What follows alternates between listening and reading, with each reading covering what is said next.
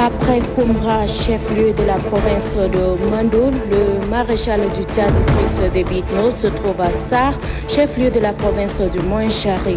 Un accueil digne de nom lui a été réservé à l'aéroport de Sarr. Le film de son arrivée dans un instant. Et puis bientôt les villes de Bédaya et de Moïsala seront reliées par une route bitumée. La pose de la première pierre de construction a été posée par le maréchal du Tchad Idriss Déby Itno. Journée internationale de la fin de l'impunité pour les crimes commis contre les journalistes. La journée a été commémorée hier. Les hommes des médias ont réfléchi sur leur protection et leur sécurité en période de crise. C'est tout pour le sommaire. Mesdames et messieurs, bonsoir et merci d'être au rendez-vous de la rédaction pour vous informer. Je le disais à l'instant, après la ville de Koumra, le maréchal du Tchad Idriss Déby Itno est arrivé cet après-midi à Sarr, chef-lieu de la province de Moyen-Chari. Quatrième étape de sa tournée présidentielle. Un accueil digne de nom lui a été réservé. Le film de son arrivée avec Nassour Nodjiti. Sarr, la ville centenaire, Sarr, la cité verdoyante, a accueilli plusieurs fois le chef de l'État. Ce dimanche 8 novembre, le chef-lieu de la province du Moyen-Chari reçoit Idriss Déby Itno pour la première fois, après son élévation à la dignité de maréchal du Tchad par les élus du peuple. À l'aérodrome de Sarr, l'ambiance de l'accueil est à la hauteur de l'événement. Le maréchal du Tchad Idriss Déby Itno, président de la République, chef de l'État, a été accueilli par le gouverneur de la province du Moyen-Chari, Djiber Younous. Le chef suprême des armées passe ensuite en revue un détachement de la troupe qui lui rendait honneur.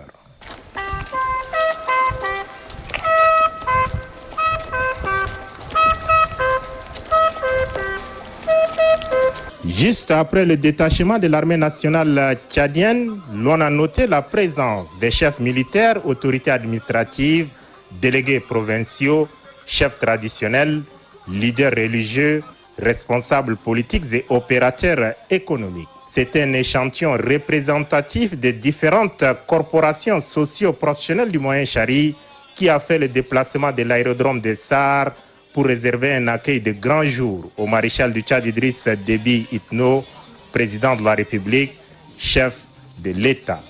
La population de Sarr, qui n'a pas pu avoir accès à l'aérodrome, a marqué l'arrivée du maréchal du Tchad par une mobilisation dont le gouverneur de la province du Moyen-Chari, Djiber Younous, en est l'artificier. L'accueil est exceptionnel et mémorable.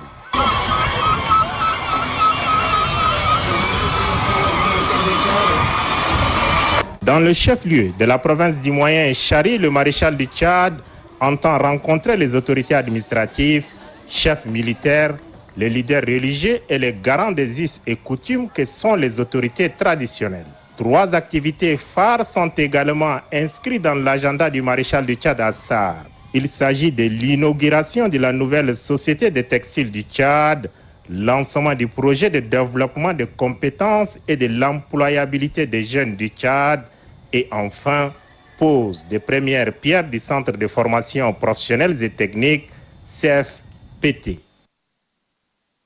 Signalons également que dans la même province, les membres du bureau Bamina Assas se trouvent dans la province du Moyen-Chari. Objectif, sensibiliser les jeunes sur la cohabitation pacifique. Ousmane Dakoun. La délégation des membres du bureau Bamina Assas, conduite par son coordonnateur national, Ibrahim Khalifa Arif Assar, chef-lieu de la province du Moyen-Chari.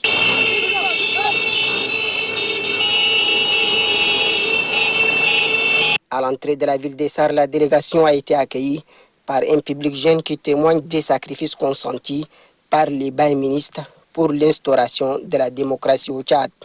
Le cortège a sillonné les grandes artères de cette ville cosmopolite pour arriver au siège de son bureau provincial, situé au quartier Paris-Congo. Ici même, un accueil chaleureux a été réservé aux bains ministres.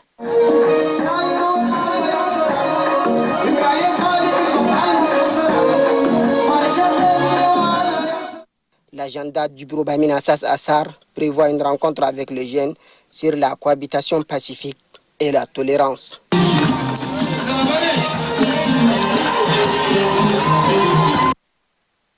Restons encore à Assar, dans cette ville verte où la nouvelle société de textile du Tchad qui va être inaugurée demain par le maréchal du Tchad, Idriss Déby Itno, est une bouffée d'oxygène pour l'économie du Tchad.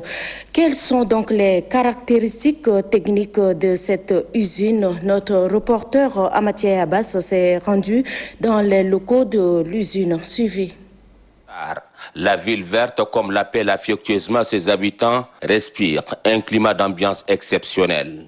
Parade de motos et véhicules, expression de joie à la veille de l'inauguration de l'usine de la nouvelle société des textiles du Tchad, NSTT.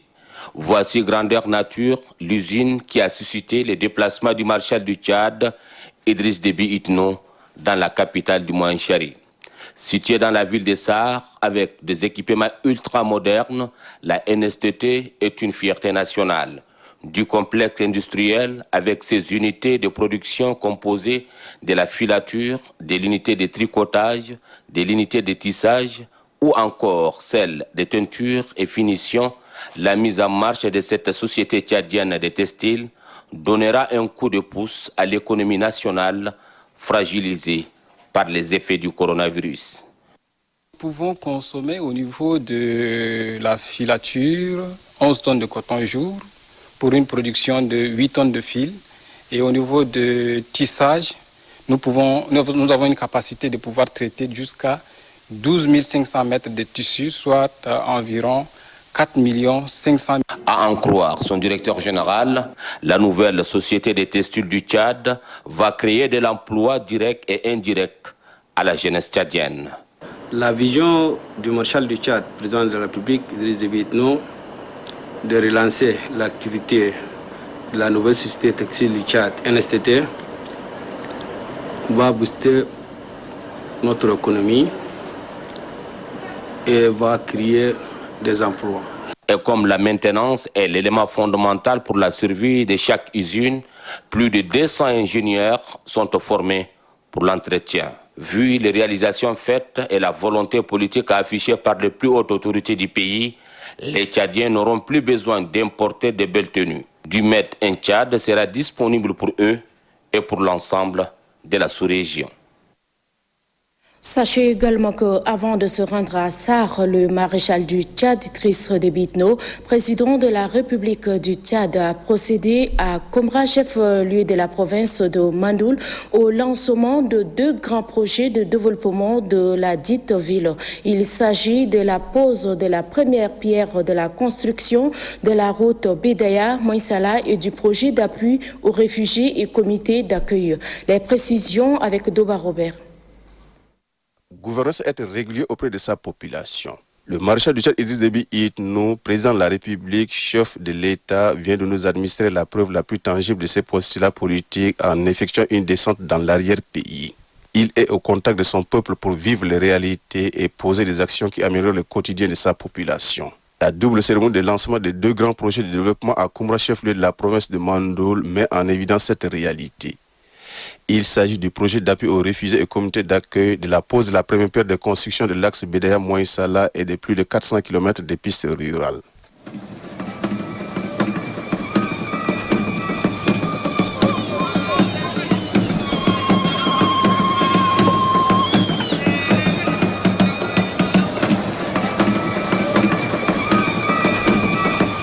D'un montant de 67,5 milliards de nos francs, le PARCA couvre à travers les filets sociaux 130 000 ménages bénéficiant des transferts monétaires et des subventions liées aux activités génératrices de revenus.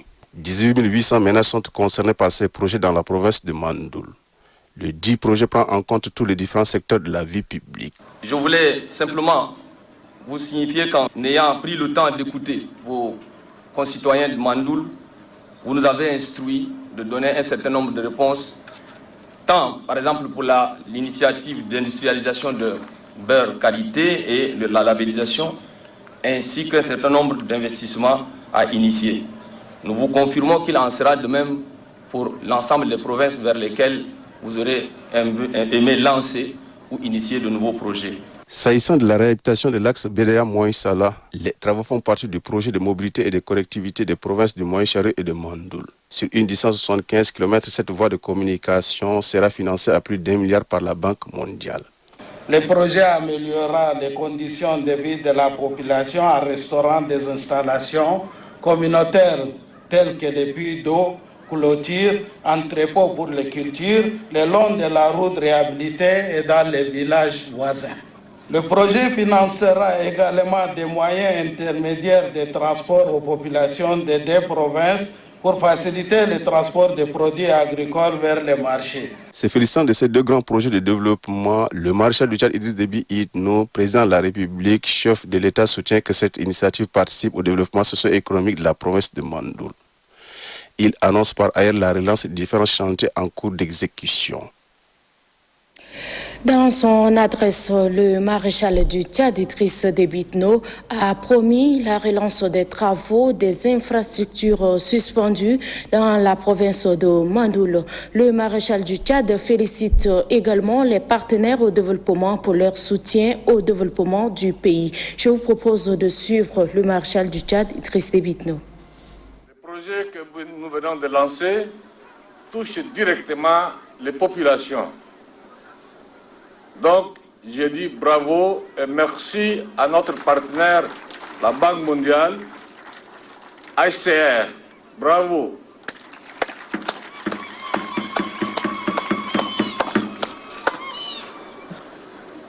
Je vous promets que nous allons chercher des financements le plus rapidement possible pour poser le pont de Moïsala.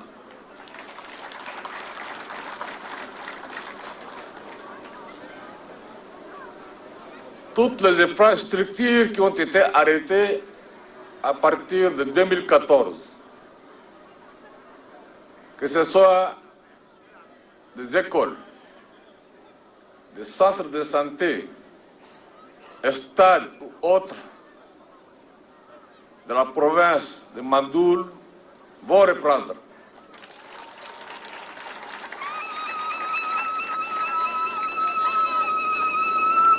Ainsi, les filles et les fils du Mandoul,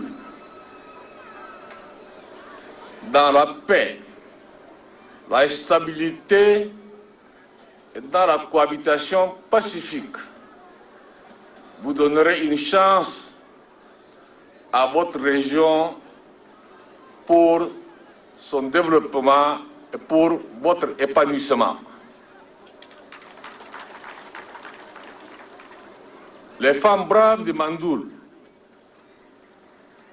qui exploitent beurre de qualité, je vous soutiens. Et je ferai de sorte que votre travail, le travail de qualité, soit industrialisé dans les meilleurs délais possibles.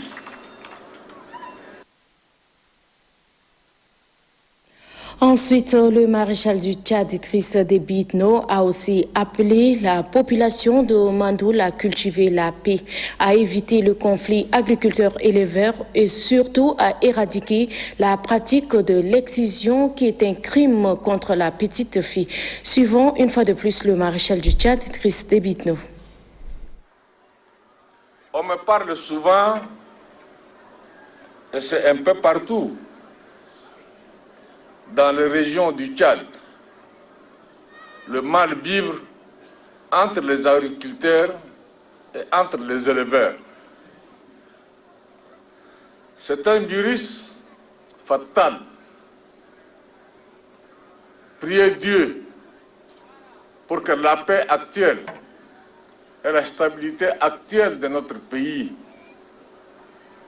au regard de ce qui se passe tout autour de nous,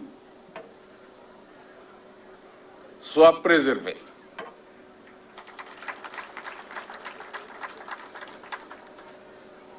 Agriculteurs, éleveurs, respectez-vous les uns et les autres. Respectez les différentes us et coutumes et mœurs. Ce qui fait notre richesse et notre identité. Cela ne doit pas être un élément de division ou de la discorde. Respectez la laïcité du Tchad. C'est une loi. Cela dit, j'ai une préoccupation. Votre province est le cœur de l'excision de la petite fille. Je m'adresse directement aux chefs traditionnels, aux chefs religieux, aux cadres de Mandoul, et particulièrement à nos sœurs et femmes exciseuses. Il faut arrêter. Il faut arrêter définitivement cette pratique de Moyen-Âge. Ça ne doit plus se faire. Il y a des lois. Les lois de la République interdisent cela. L'administration doit mettre en œuvre l'application de ces lois pour que ceux qui ne respectent pas, n'est-ce pas, les lois de la République soient traduits à la justice, qui répondent de leur acte à la justice. À l'instant, le maréchal du Tchad Idriss Déby Itno, et vous allez également suivre l'intégralité du discours du maréchal du Tchad à la fin de ce journal. Toujours à Koumra, le maréchal du Tchad Idriss Déby Itno, président de la République, a tenu une série de rencontres avec les autorités administratives, militaires, traditionnelles et religieuses. Les audiences qui se sont poursuivies tard dans la soirée ont porté sur le fonctionnement de l'administration, le renforcement de la paix et la conduite des chantiers de développement. On fait le point avec Djibrinou Alwali. Des unités administratives et délégués des différents ministères étaient les premiers à être reçus par le maréchal du Tchad, Idriss Déby Itno, après avoir signifié le mobile de son déplacement et pris note des doléances formulées par les administrateurs. Le président de la République a donné un certain nombre d'orientations pour l'efficacité de l'administration. Le laxisme, l'absentéisme des fonctionnaires, la mauvaise gestion des ressources n'ont plus droit de citer dans l'administration, clame le maréchal du Tchad, qui engage tous les chefs des unités administratives et des services publics à se mettre au travail et au service des administrés.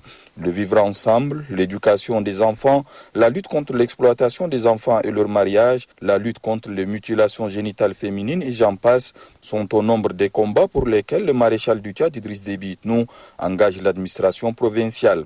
Il attend des autorités administratives la restauration de l'autorité de l'État dans toute sa plénitude.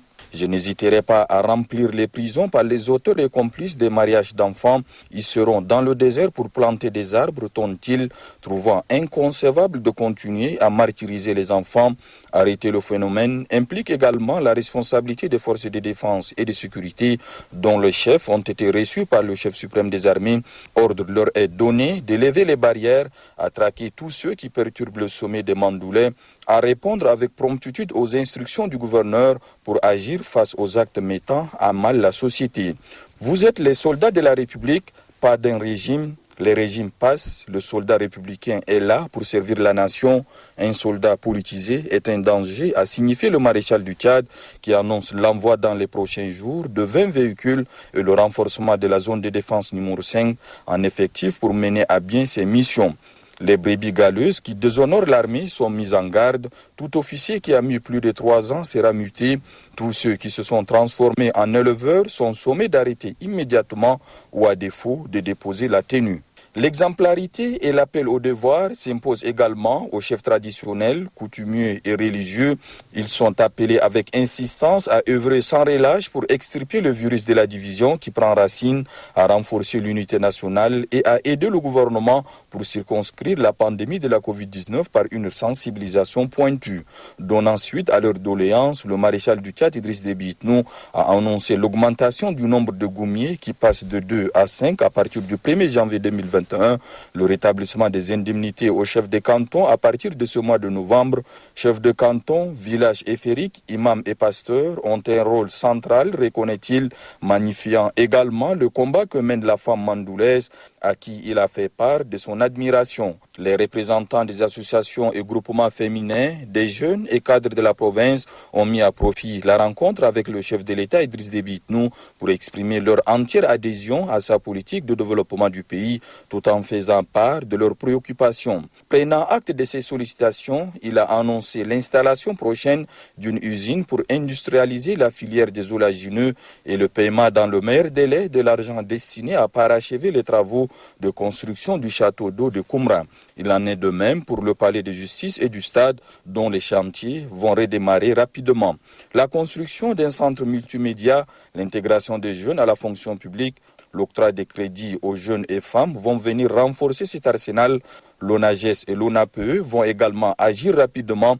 Mandoul va progresser par votre volonté, votre travail et avec mon soutien, rassure le chef de l'État qui a tenu un langage de vérité envers les élites et les jeunes, mettre à terme la division, éviter le communautarisme, regarder l'avenir avec espoir et patriotisme sont entre autres conseils prodigués par le maréchal du Tchad Idriss Déby Itno avant de clore cette série d'audiences.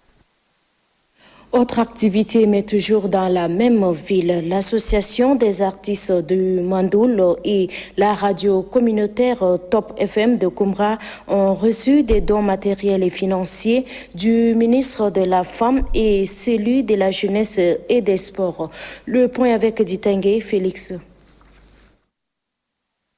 À l'occasion de la visite du maréchal du Tchad Idriss Déby Itno à Koumran, le ministre de la Femme et de la Protection de la Petite Enfance Amina Longo Priscille a remis des équipements de sonorisation à l'association des artistes du Mandoul en abrégé Armok. Ceci pour promouvoir l'animation culturelle et artistique au service du social et d'éducation aux droits humains. À cette même cérémonie, le ministre de la Jeunesse et du Sport, Routouang Mohamed Ndonga Christian, a remis une enveloppe d'un montant de 5 millions de francs CFA à la radio communautaire Top FM de Koumran afin de soutenir les activités de sensibilisation, de conscientisation et d'éducation des différentes couches socio-professionnelles. Le chef du département de la Jeunesse et des Sports, Routouang Mohamed Ndonga Christian, a aussi remis d'importants lots de maillots aux jeunes sportifs du Mandoul. C'était en présence des membres du gouvernement qui ont accompagné le maréchal du Tchad Idriss Déby Itno. Geste salutaire très apprécié par le responsable de la radio Top FM de Koumran et la jeunesse du Mandoul. Le même sillage, l'Agence de développement de technologie de l'information et de la communication ADETIC a fait un don de matériel informatique à la mairie de Pala. C'est le ministre des Postes et de l'économie numérique qui a officiellement remis le don à la mairie. Les précisions avec Ali Mamat Bilou. L'Agence de développement des technologies de l'information et de la communication ADETIC aux petits soins de la mairie de Pala avec un don de matériel bureautique et informatique. Ordinateur, clé USB, imprimante, disque dur entre autres. Tout ce qui est essentiel pour accélérer la digitalisation des services de la mairie. Que ce matériel puisse être utilisé dans le bon sens et que ce matériel puisse contribuer, comme je disais, à la fluidité de l'administration communale de Pala. Pour les maires de la ville de Pala, cette action vaut son pesant d'or. Ces outils, monsieur le ministre, vont accroître l'efficacité de nos services. Vous voudrez par votre entremise transmettre tous nos remerciements au maréchal du Tchad. Tout ce qu'il est en train de faire en faveur de la population tchadienne. Cette initiative ne s'arrête pas seulement à Pala, d'autant plus que le gouvernement, à travers le ministère des Postes et de l'économie numérique, entend miser sur les TIC pour révolutionner tous les secteurs de la vie. Autre activité des membres du gouvernement, le ministre de l'Enseignement supérieur David Oudengar a visité hier l'université de Pala en chantier. Le chef du département de l'enseignement supérieur est allé constater de visu l'état d'avancement des travaux. Chose vue et entendue avec Doba Djansala. Les travaux de construction de l'université de Pala ont redémarré. Ils ont connu un temps d'arrêt dû à la crise économique intervenue en 2016 ayant paralysé l'économie nationale. Pour constater l'état d'avancement des travaux qui ont repris et s'assurer de leur qualité, le ministre de l'Enseignement supérieur a visité ce 7 novembre l'université en chantier. Nous sommes contents de voir qu'aujourd'hui que les ouvriers, les gens s'activent sur le site pour faire en sorte que les travaux avancent normalement. Nous avons entendu tout à l'heure le président de l'université de Pala nous dire que les deux facultés devraient être normalement opérationnelles d'ici décembre, voire peut-être janvier, ce qui est une bonne chose. Dans une visite guidée, le ministre accompagné du gouverneur de la province du Maïkibu-Ouest est passé du bloc administratif aux amphithéâtres et salles de classe. À l'occasion de la visite, il a rassuré que les œuvres universitaires sont prévues au grand bonheur des étudiants. De par sa grandeur et sa conception architecturale, l'université de Pala est la deuxième institution d'enseignement supérieur après le campus de Toukra, estime le ministre David Oudengar. Reste que l'entreprise en charge du chantier mette le bouchée double pour que l'université de Pala soit réceptionnée en 2021, comme l'a dit le maréchal du Tchad au cours d'audience accordée au cadre du Maïkibu-Ouest. Ici, à N'Djamena, la Direction générale des services de douane et droits indirects a organisé une journée de sensibilisation pour la lutte contre la fraude et la contrebande à l'intention du public.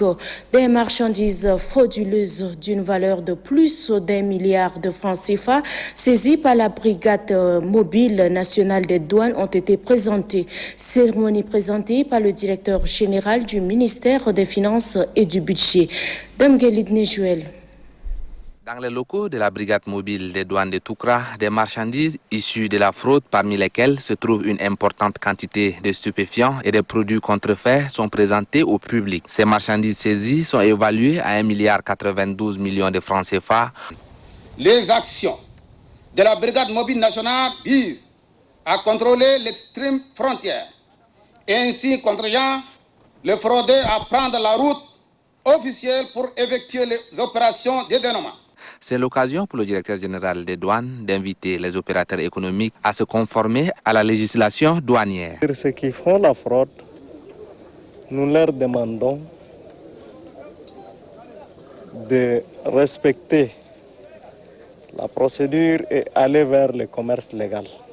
Le directeur général du ministère des Finances plaide quant à lui pour la modernisation des services des douanes. C'est le lieu de vous appeler à une synergie d'action pour qu'ensemble le Tchad dispose d'une administration des douanes moderne qui s'attelle à faciliter les échanges commerciaux, à promouvoir les activités économiques tout en faisant des recettes pour le trésor public.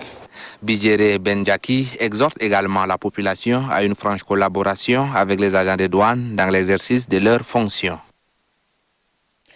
L'Union des journalistes tchadiens a commémoré hier en différé la journée internationale de la fin de l'impunité pour les crimes commis contre les journalistes.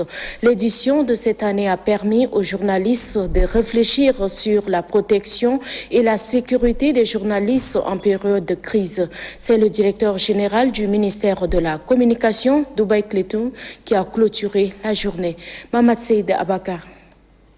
Par cette journée de réflexion, l'Union des journalistes tchadiens apporte sa contribution à la lutte contre l'impunité et entend créer un environnement favorable à l'exercice du journalisme au Tchad. Ce cadre d'échange a regroupé les responsables et professionnels des médias pour discuter sur les stratégies à adopter contre l'impunité des crimes commis sur les journalistes. Pour commémorer cette journée internationale de la fin de l'impunité pour les crimes commis contre les journalistes, pour la première fois au Tchad, l'Union des journalistes tchadiens a organisé cette journée de réflexion sur la protection et la sécurité des journalistes en période de crise. Les journalistes tchadiens ont été victimes de nombreux harcèlements. Les échanges sont dominés par les difficultés auxquelles les professionnels des médias sont confrontés au quotidien dans l'exercice de leur métier. Des exemples sur lesquels se sont basées les discussions de cette journée de réflexion. Le directeur général du ministère de la Communication a quant à lui rassuré les professionnels des médias du soutien du gouvernement. Je voudrais vous rassurer de la disponibilité totale et entière du département de la communication et partant de celle du gouvernement du Maréchal du Tchad à vous accompagner dans votre élan de redynamisation de la presse tchadienne et d'amélioration de ses conditions de travail. À l'issue de cette journée de réflexion, les participants ont fait plusieurs recommandations à l'endroit du gouvernement et de l'UJT. Il s'agit de protéger et d'assurer la sécurité des journalistes, de faire la lumière sur la disparition depuis 6 ans du journaliste Noubadoum Sotina et d'appliquer la loi relative à l'accès aux sources de l'information. Les rideaux sont également tirés sur les travaux de formation des agents de l'État. Durant les assises, les participants ont renforcé leurs connaissances sur les méthodes de conception, d'élaboration, de rédaction et de mise en œuvre des textes législatifs et réglementaires. Reportage Falambi Soulga. Durant cette formation, les agents de l'État ont été outillés en technique de formulation de textes normatifs, de maîtrise des meilleures techniques et méthodes, de rédaction législative et réglementaire et en maîtrise du processus d'élaboration des textes. Il s'agit par cette formation en légistique, initiée par l'École nationale d'administration, de répondre aux besoins de l'administration publique en matière de ressources humaines compétentes. Les recommandations adressées par les participants portent entre autres sur l'élaboration d'un projet de loi portant création des catégories des établissements publics, la publication systématique des textes normatifs dans les journaux officiels de la République et la correction des imperfections des dispositions constitutionnelles relatives à la promulgation des lois et la ratification des ordonnances. Après avoir pris bonne note de ces recommandations, le directeur général de l'ENA a souligné en outre l'enjeu de cette formation.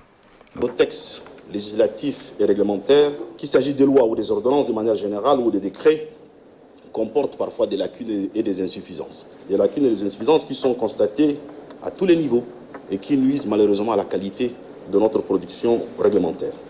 Comment ne pas s'en préoccuper finalement quand on sait qu'une telle situation est possible et susceptible de ternir l'image de notre administration et même la qualité des relations qu'entretient l'administration avec les administrés, c'est-à-dire les citoyens. Sénoussi Hassan Abdoulaye d'exhorter les agents de l'État à vulgariser les connaissances acquises. Le nouveau directeur de la direction de la police municipale et de la protection civile de la mairie centrale, Adamo Brahim Maïnan, a pris service. Il a été officiellement installé cet après-midi par le maire de la ville de N'Djamena, Omar Boukar Ghanan. Reportage Mamad Suleiman. Adamo Brahim Maïnan revient pour la 3e fois à la tête de la direction de la police municipale et de la protection civile de la mairie centrale. Un choix opéré pour répondre aux attentes selon les maires de la ville qu'il installait officiellement dans ses fonctions. Notre police municipale a fait l'objet ces derniers temps d'instances critiques de nos concitoyens. Raison pour laquelle, monsieur le directeur entrant, je vous demande de prendre toutes vos responsabilités avec la confiance de l'exécutif pour restaurer l'ordre dans cette maison. Aussitôt installé, le directeur de la police municipale et de la protection civile s'est engagé à relever le défi avec le concours de ses collaborateurs. Pour accomplir cette lourde responsabilité, j'ai besoin du concours de tout et chacun d'entre vous. Adlamou Brahim Maïna a instruit ses collaborateurs de rompre avec les mauvaises pratiques qui n'honorent pas cette unité appelée à se mettre au service de la population. En politique, le chargé du bilinguisme du parti, Al-Nassour Moussa Assafi Bichara, a fait hier dans l'après-midi à la Maison des médias du Tchad un point de presse relatif à la résolution du 2e Forum national inclusif. Extrait. Al-Nassour, partie prenante à ce forum national inclusif, se réjouit très sincèrement de la qualité de débat, du climat de sérénité, de la maturité politique, du sens des responsabilités des participants qui ont prévalu pendant le déroulement des travaux. Ceci a permis de finir le forum dans de bonnes conditions. Le parti Al-Nassour est certain que la création des postes de vice-président et du Sénat permettra de booster les institutions républicaines. Le parti Al-Nassour joint sa voix à celle de la plateforme regroupant les partis politiques et de la société civile qui soutiennent la candidature du maréchal du Tchad Idriss Déby Itno aux prochaines élections présidentielles et demande au gouvernement de traduire dans les faits avant les élections présidentielles de 2021 les résolutions issues du Forum national inclusif. Action des jeunes pour la paix, le développement et l'émergence du Tchad se félicite également de la réussite du 2e Forum national inclusif. Au cours de sa sortie ce matin, le président du collectif Mohamed El Mahdi Abdraman se dit satisfait des résolutions prises par les participants au forum suivi. Les travaux du 2e Forum national inclusif qui se sont déroulés dans une ambiance conviviale. C'est ainsi que la jeunesse tchadienne se félicite de sa participation remarquable aux travaux de ces retrouvailles fraternelles. Les collectifs d'action des jeunes pour la paix, le développement et l'émergence du Tchad se félicitent de participation pour les 28 résolutions pertinentes prises lors du 2e Forum national inclusif. Il s'agit précisément de la proposition relative à la création du poste de vice-président, la création du Sénat, les collectifs d'action des jeunes pour la paix, le développement et l'émergence du Tchad apportent son soutien indéfectible au maréchal du Tchad Idriss Déby Itno pour sa clairvoyance dans la conduite des affaires de la nation tchadienne. Tout autre chose, les eaux du fleuve Chari et l'Ogono qui convergent vers le lac Tchad sont en train de causer d'énormes dégâts dans certains quartiers de la ville de N'Djamena. Pour bien comprendre le phénomène de crues récurrent, nous nous sommes rapprochés d'un spécialiste, Nadi Telrowaï, pour l'hydroclimatologue. Le phénomène n'est pas extraordinaire, c'est juste une question d'entretien des berges. Suivez l'hydroclimatologue interrogé par Souleymane Diabou. Nous l'avons déjà dit entre-temps. Il faut absolument qu'on protège nos berges. Quand il y a une eau qui monte, elle doit être séparée par la berge. C'est-à-dire qu'entre le lit mineur et le lit majeur. Mais quand il n'y en a pas, eh bien, immédiatement, il va là-bas, l'autre au lit majeur. Et c'est ce que nous sommes en train de voir. Mais sinon, il n'y a rien de particulier. Le Chari et le Logone sont en train de vidanger leur eau sur le lac Tchad. Donc, le maximum qu'on peut avoir, c'est vers la 2e quinzaine de ce mois-là qu'on peut s'attendre à une décrue. Mais pour le moment, c'est le fait que nous n'entretenons pas les berges. Vous êtes au niveau du pont à double voie, toujours vers Walia. Vous ne regardez plus en avant. Vous ne voyez plus. Vous ne voyez pas l'autre maintenant. Vous ne voyez pas les berges. Vous voulez que l'eau aille où? Absolument, il faut qu'on protège les berges. Sinon, chaque année, chaque fois que l'eau va déborder, nous allons créer inondation. Sachez également que l'association Al-Ibrak pour la cohabitation pacifique et le développement a lancé officiellement ses activités. Le but de cette association est d'inciter les ressortissants du département à une prise de conscience.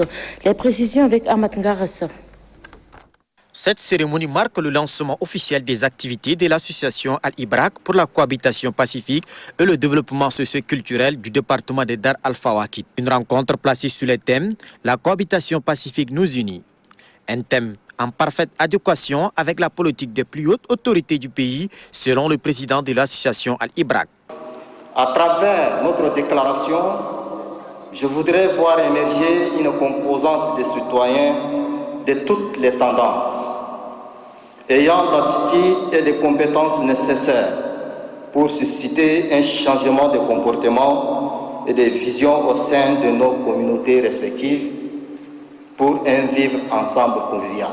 Créée en 2016, l'association Al-Ibrak pour la cohabitation pacifique a pour objectif la promotion de la paix et la cohésion sociale. Martyr de la vie, victime des dieux, c'est le titre d'un livre écrit par Moussa Tor Wadaï. Le livre a été présenté ce matin au centre Al-Mona. Les précisions avec Dionodi Nestor.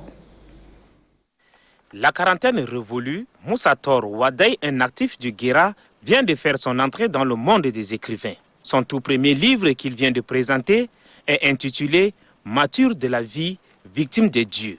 Par cette œuvre autobiographique, subdivisée en 39 sous-parties, l'auteur retrace sa vie à travers le personnage Onda. Une vie marquée par des situations sociales difficiles comme la famine et d'autres calamités naturelles. À travers les expériences de la vie elle-même, il y a quand même un vécu, c'est-à-dire ce qu'on a vécu nous-mêmes. Parfois, qui nous pousse à écrire pour que la génération future puisse comprendre que voilà, nos aînés, voilà ce qu'ils ont vécu. Moussa Tor Wadaï est né le 1er janvier 1975 à Bara, dans le département d'Abtouyour, au Guéra. Après son baccalauréat série A4, il entre dans le marché de l'emploi. D'abord comme agent de prévention et de sécurité au niveau du site pétrolier de Komé. Actuellement, il est officier de sécurité et assistance en logistique à la société Totco. Et puis en sport, la Ligue provinciale de football de N'Djamena tient son assemblée générale ordinaire ce samedi au centre Al-Mona. La révision des textes statutaires et le budget 2020-2021 figurent parmi les points inscrits à l'ordre de jour. Yann Mouyoué. Cette assemblée générale ordinaire se tient à moins d'un mois du démarrage du championnat de la Ligue provinciale de football de N'Djamena, première division, fixé au 3 décembre 2020. Au cours des travaux, les participants vont examiner le rapport d'activité 2019-2020 et passer au scanner le bilan financier. Ils seront également à se prononcer sur le projet de budget 2020-2021, puis procéder à la révision des textes statutaires. Dans son allocution, le président de la Ligue provinciale de football de N'Djamena, Ahmed Maïna Ahmed, a relevé que malgré les perturbations consécutives à la survenue de la pandémie de Covid-19 mi-mars 2020, le championnat a pu aller jusqu'à son terme. Pour la saison sportive 2020-2021, la Ligue compte aligner 12 clubs en première division, y compris Algoï et Emat, deux promus qui connaîtront leurs adversaires à l'issue de cette assemblée générale, puisqu'un tirage au sort est prévu en marge des travaux. En page étrangère, avant de nous séparer, présidentielle américaine, Joe Biden remporte l'élection et devient le 46e président des États-Unis. Le nouveau président, bien sûr, américain, a été élu président des États-Unis face à Donald Trump, qui est Joe Biden. Voici son portrait avec Grangatiam Irima. Joseph Robinette Biden, dit Joe Biden, est né le 20 novembre 1942 à Sacramento, Pennsylvanie, il est le vice-président des États-Unis de 2009 à 2017. Il sera bientôt investi 46e président des États-Unis le 20 janvier 2021. Sénateur fédéral pour le Delaware de 1973 à 2009, il est considéré comme appartenant à l'aile droite du Parti démocrate et préside le comité judiciaire et criminel de la Chambre haute du Congrès de 1987 à 1995. Il est également à la tête à 2 reprises entre 2001 et 2009 du comité des affaires étrangères du Sénat. Candidat sans succès aux primaires démocrates en vue des élections présidentielles de 1988 et à nouveau en 2008, il est choisi par Barack Obama pour être son colistier comme candidat à la vice-présidente des États-Unis pour l'élection de 2008. Élu avec celui-ci, puis réélu en 2012, il est le premier vice-président catholique dans l'histoire américaine.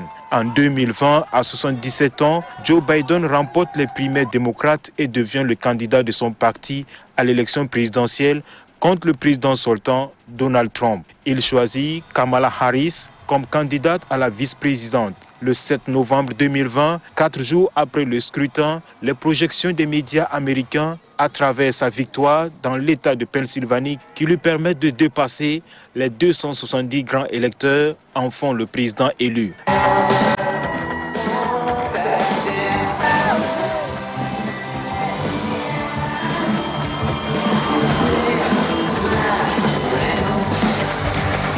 Avec plus de 75 millions de voix, Joe Biden est le candidat recueillant le plus de suffrages dans l'histoire de l'élection présidentielle américaine. Merci Ganga Thiam. Je vous présente la situation épidémiologique de la maladie à coronavirus de ce dimanche 8 novembre 2020. 305 échantillons analysés, 4 cas confirmés, 2 au Moyen-Chari, 1 au Logone occidental, tous au contact de précédent et 1 à N'Djamena. 17 guéris portant le total à 1382, 0 décès, total des décès 99, 66 malades sous traitement. Le nombre de cas confirmés depuis le 19 mars 2020 est de 1547 répartis dans 17 provinces. La coordination nationale des ripostes sanitaires invite la population à rester sereine, solidaire, vigilante et rappelle au respect strict des mesures barrières, notamment la distanciation physique. En cas de signes tels que fièvre, toux, éternuement et difficultés respiratoires, appelez gratuitement le 1313. Le coordonnateur national des ripostes sanitaires, professeur Choua Oussemi. Voilà, sur ce se referme cette grande édition de ce dimanche 8 novembre 2020. Mesdames et messieurs, merci de l'avoir suivi et bonne suite de programme sur Télé Tchad.